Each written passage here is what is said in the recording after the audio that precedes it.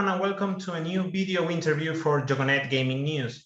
Today we are joined by New York State Senator Joseph Addabbo.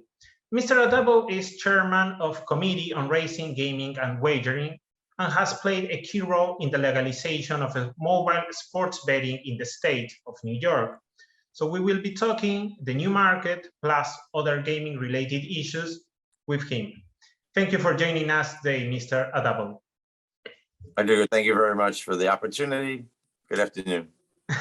Good afternoon. So sports betting in New York was anticipated to be a success upon launch, but perhaps not to this extent. I mean, the state has broken the national record for betting handle in just 1 month. So what I would like to ask you is that, did you expect this to happen, to be this huge? Oh, we're in New York. We were all hoping it would be this big. You know, a couple of factors when we thought how successful New York would be. We have a great fan base who are very interested in their sports. Many perceive New York as the sports capital of the world. Many sports leagues have their headquarters in New York. We have a great population, a great tourism base. So I felt that New York had the potential of doing very well with mobile sports betting, but we are extremely pleased at how it's going for the very first month. Like you said, breaking the national record for the first month. So, and that's only with 6 or 7 operators. Where other states have more, we're not even operating at our full potential, but that's breaking records even with only 7 operators. So with Super Bowl and March Madness coming up in the near future, and as you mentioned, 2 more operators yet to launch, what lies in store for New York and sports betting? Well, like you said, first things first. It's Super Bowl Sunday, and for the first time ever, you know, in New York State, New Yorkers will be able to safely and credibly do a mobile sports bet on one of the biggest sports days of the year, and we expect to possibly break another national record. I think the record is 156 million for wages in the first day, one day. So we hope to break that record, and then to your point, after that, it's March Madness. But, you know, the trick for New York is always going to have to be long-term. You know, I expect that after a certain period of time, the numbers will level off and maybe even decline a little bit. But we've built such a great foundation on which to go forward so far. And I think New York, in this very competitive market of mobile sports betting, it will have to keep evolving, keep giving our residents a great product, whether it includes horse racing or NASCAR or something else. But I think we're always going to have to be evolving to make sure it's a great product for the New Yorkers that they deserve. So 7 sportsbook operators are already live in the state with 2 more to come. What I would like to know is, what's your assessment of how the launching process is going forward?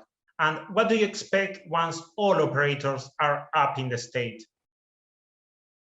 Well, I gave a lot of credit to the New York State Gaming Commission, because even with the change from one governor to another, they made sure that they were on track to make sure we were up and running with mobile sports betting in New York well before the Super Bowl, so that we can work out any technical glitches or hurdles that we had to jump over before the Super Bowl. And we did. We saw on the very first day, I believe, Caesars was the one to have some technical difficulties. And Caesars still has some issues that they have to take care of for their customers. But right now, they all seem to be operating pretty much on full operation, and they are doing very well. So, like I said, ahead of the Super Bowl this Sunday, we are ready. We're ready to handle that volume. And again, I think it's going to be a great day for New York.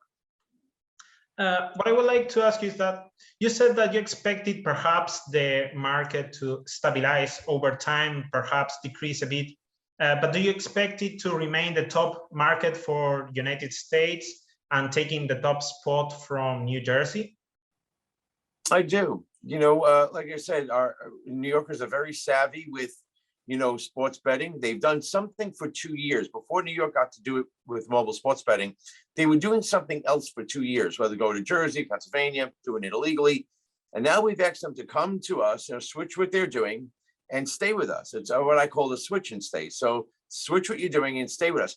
And so far, they've shown they switch because we got about roughly 1 million new accounts. So they switch, and now we want them to stay with us. And the only way they can stay with us is if we still offer, again, the initiatives and the incentives to stay with us. And I think we will. Like I said, New Yorkers are very savvy. They're into their sports. And I think they will stay with us because I still think we'll have that premier top shelf product. Right. So now moving to a different aspect of sports betting, I think that New York lawmakers took a gamble of their own by setting the tax rate at 51%, which is somewhat high for the country. So many believe that this could present a problem for operators seeking to make a profit there. Would you say that this unusually high tax rate has paid out so far, that it has been a good call? Oh, so far, they negotiated it. We were very upfront as a state that the state was looking for 51%. It may not have been the initial vision of the legislature, is what the previous governor wanted to set. He wanted to make the most money for New York, rightfully so for the state. And so therefore, everyone who negotiated with the state knew, as far as providers and operators, knew that they were negotiating 51%. And they signed on to it knowing it's 51%. Now, the volume that we have seen so far in our first month, nobody's really complaining. Everybody's happy at this point. The state's doing well with both revenue, educational funds, new money for addiction programs, new money for youth sports. So New York is very happy. The providers and the operators in the business that are doing business with the state, they're happy because they've seen a great volume and, again, breaking records. And New Yorkers are happy because they get to do it in their own state safely, credibly, and again, having a good time. Like I said, there will be changes along the way, and we have to adapt to make sure that we are ready as a legislature, working with Governor Hochul's office, to make sure that we're giving the New Yorkers the best product possible.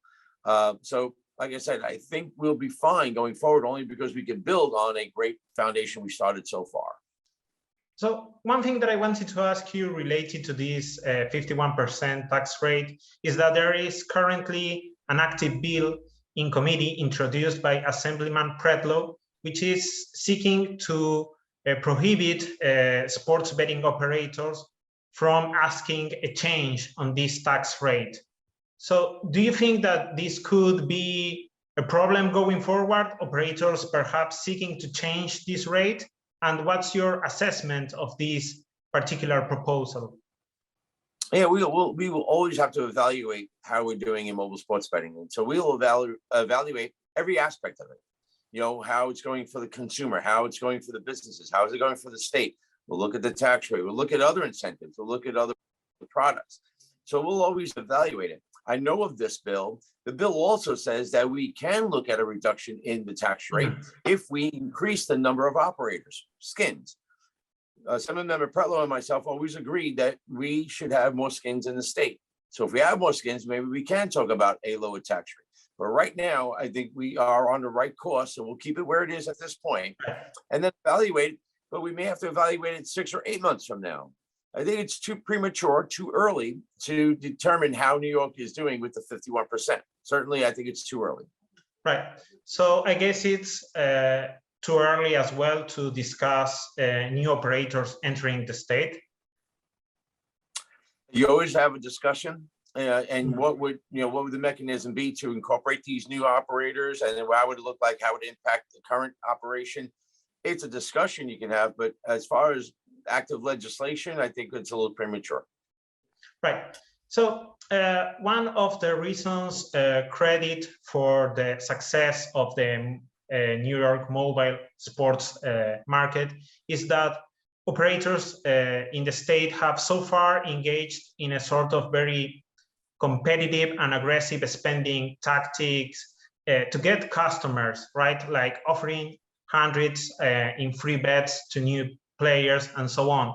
So there's been a concern amid analysts that these tactics, along with the 15% tax rate, 51%, sorry, tax rate, could present a problem going forward in regards to these operators making a profit. do you think that this could happen? Because it's expected that these promotional tactics to slow down in the future. I would think they do slow down. It's a business, you know, like any other business. You go to a retail store, they're selling shoes, and you buy one, get one free. They're selling other apparel, other clothing, buy one, get one free. It happens all the time. And these sales come and go. There's Christmas sales, there's holiday sales, right? President Day sales, right? They sell cars, you know, holiday sales. So that's what happens. And I keep telling my residents, don't feel that the sky is falling or it's going to crash or crumble. The bottom line is it happens all the time. It evolves, it changes. So yeah, some of the incentives will start to be eliminated because again, the newness of mobile sports betting in New York may be over, but it's only going to be replaced by something else to entice people to partake. And that's what we'll have to see. You know, I would think that as baseball season starts, baseball's a little different sport than basketball or football in terms of betting, even different than hockey. And I think that there'll be a little decline at that point, and we'll see. We'll evaluate it. But like I said, right now I think we're doing fine, and we'll constantly evaluate and monitor it and see what changes have to be made, if any. Right. So, well, perhaps asking you to think of the future. What do you expect from the market going forward in terms of once it becomes a mature market? I think it's an ever-growing market. Certainly with technology today and in the growing interest in sports, I think, like I said, it's a growing market. We will continue to, again, figure out what needs to be improved, even with the current state of mobile sports betting, like horse racing. You know, right now, a New Yorker can bet on any major sport, baseball, basketball, I should say basketball, football, hockey, whatever's in season, but then have to go on another app to do a horse racing event. We want to marriage the two. We want to combine the two and make it easier for New Yorkers. So we're going to be talking about how to incorporate horse racing into mobile sports betting. But then we look at other sports. We can look at NASCAR car racing. We can look at other sports to figure out how do we make this product better for New Yorkers. So that's what I think we go to. We look at maybe kiosks and stadiums and arenas and racetracks where somebody can go to a stadium and arena or a racetrack and have a better experience at the sporting event by going to a kiosk and placing a bet that way. So we'll constantly have these kind of discussions to see where we're able to, again, improve the product for New Yorkers. Right. So this is exactly what I was about to ask you, because yes, sports betting in stadiums has become sort of a trend in certain jurisdictions such as DC, Arizona, Chicago. How would the case in New York compare to these other states? Well, we do look at other states. Honestly, we look at New Jersey, that for 2 years now has been taking some of our money over there for mobile sports betting. And we look at Pennsylvania. We look at the smaller states. We look at our illegal activity. So frequently we do look at these other states. It is a very competitive market. And that's why I always say we have to keep changing and getting better to be competitive.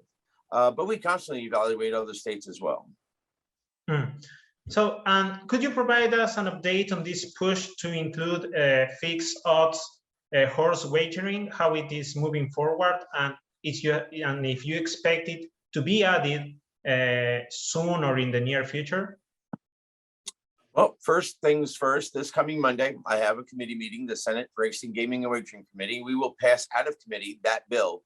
That bill does fix odds for horse racing and tries to incorporate horse racing into the mobile sports betting mechanism.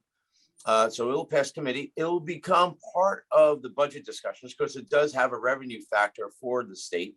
So I hope over the next 6 weeks leading up to the April 1st New York State budget, we will have this conversation, how to incorporate not only horse racing into mobile sports betting, but how to incorporate fixed odds horse racing into mobile sports betting. So it will have more detail to it, and the discussion will intensify over the next 6 weeks. Right. So another market you have shown support to legalizing is online casino gaming. Could you tell us if there are meaningful discussions being held in this regard, and what new opportunities would it bring to the state? Thank you. And there again, I think it's a discussion for the budget. I think other states have done it very well. We saw at the height of the COVID pandemic that New Jersey's iGaming or online gaming numbers went right through the roof. People weren't obviously going out, but they were home. And I think with today's technology, because I'm very mindful of the addiction issue, and I think with today's technology, we could put caps on accounts and caps on credit cards like we did with mobile sports betting to make sure somebody isn't overextending themselves and going into the area of problematic gaming and addiction. So I think if we do it methodically and we do it credibly, we can safeguard people from doing it illegally or going to another state, regulated here in New York like we did mobile sports betting, and witness a large amount, a significant number for revenue, educational funds, and even some jobs, but always keeping an eye on the addiction issue. So I'm hopeful, again, over this next 6 weeks with the budget negotiations, that we can talk about iGaming as well. Okay, so well, now closing the interview, what I would like to ask you about is land-based casinos, which is another area of your expertise. What I would like to ask you is that you have shown support for Governor Hochul's proposal for new free casino licenses in New York City. I would like again to ask you, what can you tell us about this and your assessment of the proposal? Sure. So 23 words in the executive budget made basically us to expedite or quicken the pace for the activation of 3 licenses downstate. Those 23 words meant a lot, not only to the gaming industry that looks to do business in New York, but it meant a lot for educational funds, creating thousands of jobs. And so I'm hopeful to work with the Hochul administration and my colleagues in government that we can expedite this process. If we do nothing, it happens anyway next year. 2023 is when these 3 licenses become active. So if we get to do it now, we will realize upwards of $1.5 billion, because these 3 licenses minimally could go for $500 million and up. So minimally $1.5 billion upfront revenue for these services that our people deserve. Healthcare, education, jobs, veterans, seniors, middle class, tax cuts. This is what it would be for. And we would also create thousands of construction jobs, thousands of post-construction jobs. I think this is the way to go. And it's a great conversation to have again over the next 6 weeks with the budget. But I'm so glad the Hochul administration decided let's do it this year. And like I said, I hope it advances well within the budget. So the wording of these 3 new licenses has been seen as an opportunity for existing facilities, both in Queens and Yonkers, to become full-scale casinos. In fact, I think that Resorts World has said in its submission to the state's gaming commission that you backed them, that you were in favor of them getting a new full license. So what I would like to ask you is, what do you think of these 2 venues becoming full casinos? And yes, why would they be good candidates for these licenses? Both Resorts World NYC, which is in Queens, and MGM Empire in Yonkers, they have proven themselves to be very successful gaming sites, even without being full casinos. They've acclimated themselves very well into the community. They've been great community partners. They've hired a lot of our local residents, many thousands actually. So the idea here is to have them have a graduated license would mean additional jobs, additional money for our local municipalities, additional money for local nonprofits. Unfortunately, I don't believe we can just give it to them. There has to be an open process. And I do expect even with the open process that's fair and transparent, that because we look at one of the factors is already existing credible successful entities, but speed to market, that basically in a month's time both of them could be up and running as full casinos. I think that is a major factor to look at. Again, I like MGM and I like Resorts World a lot. We do know there has to be a process, but that's what we're going to work out with the Hochul administration. Well, thank you very much for your time, Senator, and it's been a pleasure talking with you. Rodrigo, thank you so much for the opportunity. I wish you all well. Thank you. Stay safe.